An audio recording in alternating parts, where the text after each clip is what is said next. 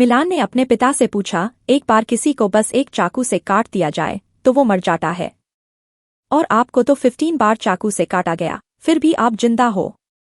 Hey guys, today we are going to talk about a special book Knife by Salman Rushdie. इस book में सलमान रश्दी अपने जिंदगी के एक ऐसे इंसिडेंट पे बात कर रहे हैं which caused him deep pain. Salman Rushdie पे 12 अगस्त 2022 को अटैक हुआ था चौटौकुआ, न्यूयॉर्क में। That attack changed his life. उन्हें लगभग 15 बार नाइफ मारा गया था, लेकिन फिर भी वो जिंदा रहे, जो कि किसी मिरेकल से कम नहीं है। इस किताब में रश्दी अपनी जिंदगी के सबसे टफेस्ट टाइम से गुजरते हुए अपने आप को दोबारा ढूंढते हैं। उनका अटैक सिर्फ फिजिकल नहीं था, बल्कि भयानक था और मेंटली भी था। When Salman Rushdie was attacked, he had to deal with the physical pain and trauma of losing an eye and the use of an arm. In this book, उन्होंने अपना रियल लाइफ एक्सपीरियंस बताया है कि कैसे एक accident से recover करना कितना डिफिकल्ट और पेनफुल होता है।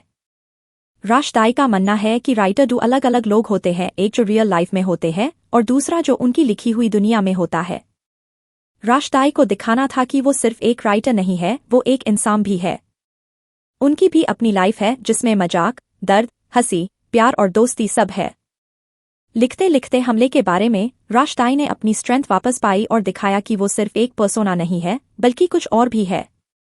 In the second part of the book, Rushdie अपने अटैकर के बारे में बात करते हैं जिसने उन पर हमला किया था, लेकिन वो उनका नाम नहीं बताते हैं, बस उन्हें ए अल्फाबेट के नाम से बुलाते हैं। ये इंटरेस्टिंग है क्योंकि Rushdie is trying to understand attacker ने ऐसा करा तो क्यों करा।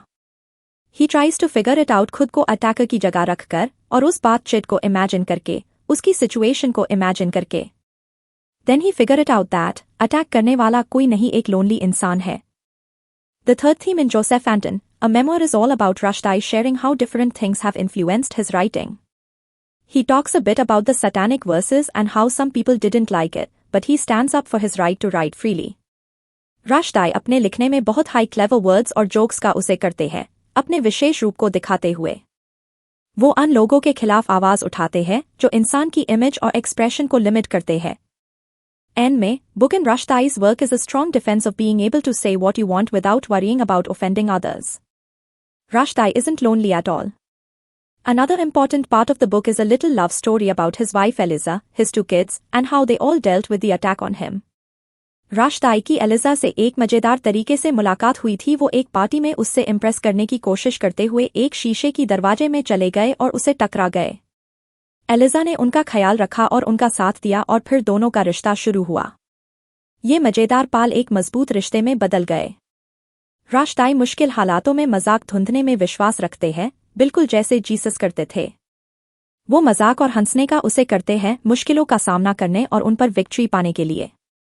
In the beginning of the book, the author talks about how he doesn't believe in premonitions or visions, even though he had some right before he was attacked. But here's the big reveal. हमले को जीकर और एक कठिन सेहत सुधार के प्रक्रिया से गुजरकर रश्दी यहाँ है अपनी कहानियां सुनने के लिए। चाहे उनका दाया आंख चला गया हो और उन्हें रोजमर्रा की चीजें करना सीखना पड़ा हो, लेकिन उन्होंने अपने विचार के बारे में किसी भी प्रकार के भविष्यवाणी या जादू के विश्वास को बदलने का फैसला नहीं किया। उनका केवल विश्वास है दिमाग की शक्ति में। That's all in this book summary of Knife by Salman Rushdie. Let me know in the comments section what you think about this book summary.